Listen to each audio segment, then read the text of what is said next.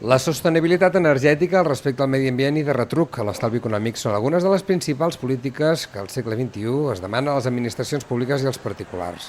Amb aquesta màxima, l'Ajuntament de Lloret té un plantejament d'optimització de recursos i ha endegat diverses actuacions. Una d'elles és la substitució de les làmpades de l'enllumenat públic de la zona del Passeig Marítim i de l'Avinguda Just Merlès, dues de les principals vies de comunicació de la vila. L'objectiu és, en aquest cas, l'estalvi energètic i la millora de la qualitat del servei.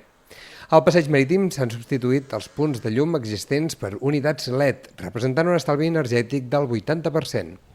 Amb aquesta actuació d'aquest canvi de més de 100 il·luminàries hem aconseguit un estalvi energètic d'un 83%, perquè ho entengui la gent a nivells de números, hem passat d'una factura de més de 20.000 euros doncs, a 3 o 4.000. Per tant, és un estalvi jo crec que bastant important, de 45.000 quilowatts es passarà a gastar-ne 7.000. En el cas de la zona de l'Avinguda Just Merlès s'ha passat dels 78 llums de la instal·lació a 52 unitats LEDs, amb una reducció de la potència instal·lada de 86%. Aquesta actuació ha comportat una despesa de 60.000 euros, que amb l'estalvi econòmic que representa s'amortirà en un període d'entre 2 i 3 anys.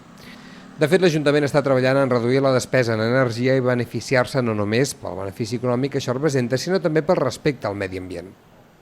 I aquesta actuació no només és puntual, ara hem també licitat uns canvis d'il·luminària aquí al centre del poble, en el que es canviaran làmpades que estaven utilitzant mercuri amb vapor de sodi i fins i tot amb tecnologia LED, i per tant entenem que seguirem actuant en aquest marc d'actuacions per reduir l'energia.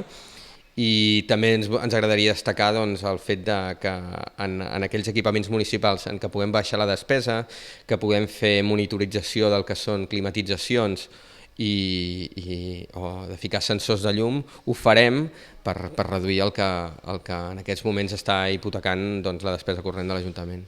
En aquesta línia, la política d'estalvi energètic de la darrera legislatura va aconseguir un estalvi de 200.000 euros a l'administració local.